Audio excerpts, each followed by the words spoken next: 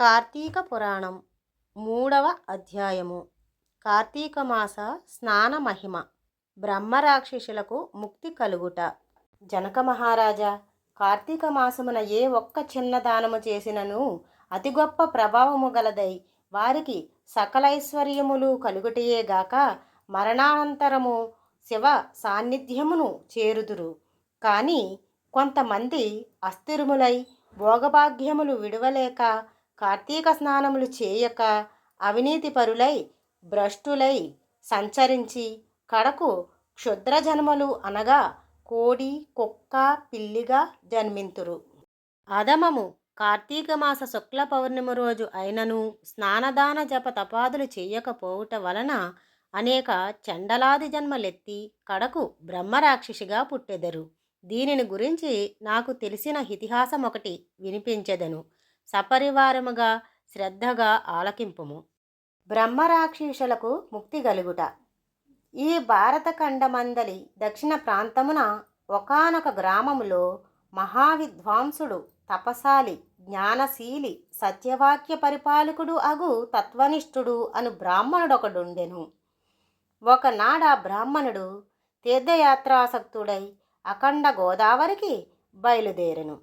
ఆ తీర్థ సమీపమున ఒక మహావటవృక్షంబుపై భయంకర ముఖములతోనూ దీర్ఘ కేశములతోనూ బలిష్టంబులైన కోరలతోనూ నల్లని బాణపొట్టలతోనూ చూచువారికి అతి భయంకర రూపములతో ముగ్గురు బ్రహ్మరాక్షసులు నివసించుచు ఆ దారిన పోవు బాటసారులను బెదిరించి వారిని భక్షించుచు ఆ ప్రాంతమంతయు భయకంపితము చేయుచుండిరి.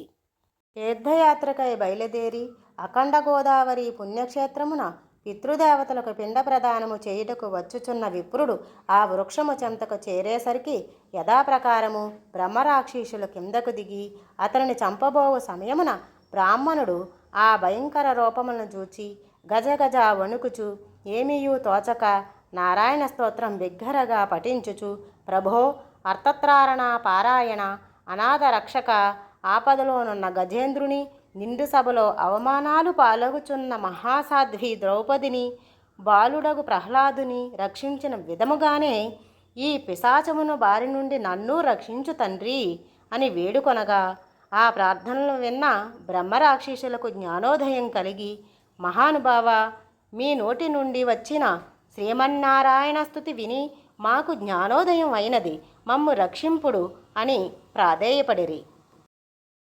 వారి మాటలకు విప్రుడు ధైర్యం తెచ్చుకొని, ఓయి మీరెవరు, ఎందులకు మీకు ఈ రాక్షస రూపంబులు కలిగెను, మీ వృత్తాంతము తెలుపుడు అని పలుకగా వారు విప్రపుంగవ, మీరు పూజ్యులు, ధర్మాత్ములు, వ్రతనిష్ఠాపరులు. మీ దర్శన భాగ్యం వలన మాకు పూర్వజన్మమందలి కొంత జ్ఞానము కలిగినది. ఇక నుండి మీకు మా వలన ఏ ఆపద కలుగదు అని అభయమిచ్చి అందొక బ్రహ్మరాక్షసుడు తన వృత్తాంతము ఈ విధముగా చెప్పసాగెను. నాది ద్రావిడ దేశం బ్రాహ్మణుడును. నేను మహాపండితుడునని గర్భము గలవాడినై ఉంటిని. న్యాయాన్యాయ విచక్షణలో మాని పశువునినై ప్రవర్తించితిని. బాటసారుల వద్ద, అమాయకపు గ్రామస్తుల వద్ద దౌర్జన్యంగా దానం లాగుకొనుచు దుర్వ్యసనాలతో భార్యాపుత్రులను సుఖపెట్టక పండితులను అవమానపరచుచు లుబ్ధుడునై లోక కంటకుడిగా నుంటిని. ఇట్లుండగా ఒకానొక పండితుడు కార్తీక మాస వ్రతమును యథావిధిగా నాచరించి భూతతృప్తి కొరకు బ్రాహ్మణ సమర్థన చేయు తలంపుతో పదార్థ సంపాదన నిమిత్తము దగ్గరున్న నగరమునకు బయలుదేరి తిరుగు ప్రయాణములో మా ఇంటికి అతిథిగా వచ్చెను. వచ్చిన పండితుని నేను దూషించి కొట్టి అతని వద్ద ఉన్న ధనము వస్తువులు తీసుకొని ఇంటి నుండి గెంటివేచితిని. అందులకు విప్రునకు కోపము వచ్చి, ఓరి నీచుడా, అన్యాక్రాంతముగా డబ్బు కూడబెట్టినది చాలక మంచి చెడ్డలు తెలియక తోటి బ్రాహ్మణుడని కూడా ఆలోచించక కొట్టి తిట్టి వస్తు సామాగ్రిని దోచుకొంటివి. నీవు రాక్షసుడివై నరభక్షుడివై నిర్మానుష్య ప్రదేశములలో నుందువుగాక అని శపించుటచే నాకు ఈ రాక్షస రూపము కలిగినది.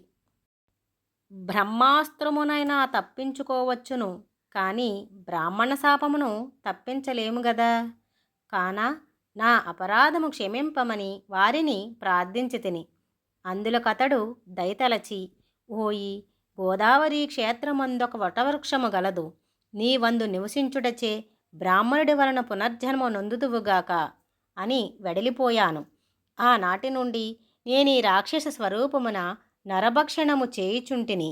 కాన ఓ విప్రోత్తమ, నన్ను నా కుటుంబము వారిని రక్షింపమని మొదటి రాక్షసుడు తన వృత్తాంతమును చెప్పెను.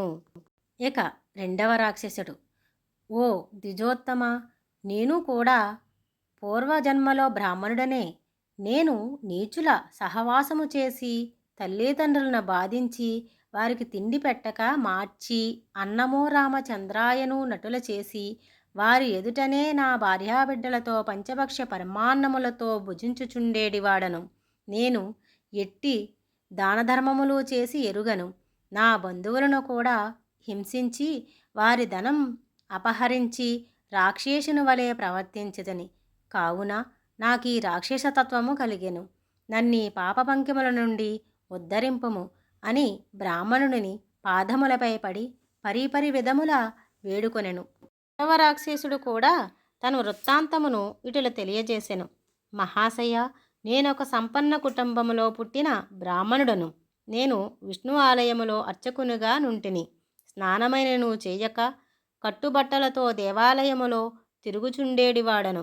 భగవంతునికి ధూపదీప నైవేద్యములైనను అర్పించక భక్తులు కొని తెచ్చిన సంభావనలను నా ఉంపుడు గత్తెకు అందజేయుచు మద్యం మాంసము సేవించుచు పాపకార్యములు చేసినందున నా మరణానంతరము ఈ రూపము ధరించి తిని. కావున నన్ను కూడా పాప విముక్తిని కావింపుము అని ప్రార్థించెను. ఓ జనక మహారాజా, తపోనిష్ఠుడగు ఆ విప్రుడు పిశాచముల దీనాలపములు ఆలకించి, ఓ బ్రహ్మరాక్షసులారా, భయపడకండి. మీరు పూర్వజన్మలో చేసిన ఘోరకృత్యంబుల వల్ల మీకు ఈ రూపములు కలిగెను.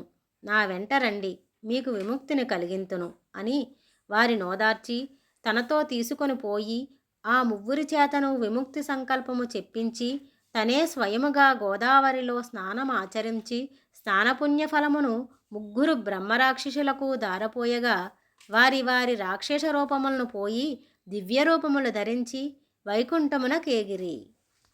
కార్తీక మాసములో గోదావరి స్నానం ఆచరించినచో హరిహరాదులు సంతృప్తి నొంది వారికి సకల ఐశ్వర్యములు ప్రసాదించుదురు. అందువలన ప్రయత్నించి అయినా సరే కార్తీక స్నానాలను ఆచరించాలి.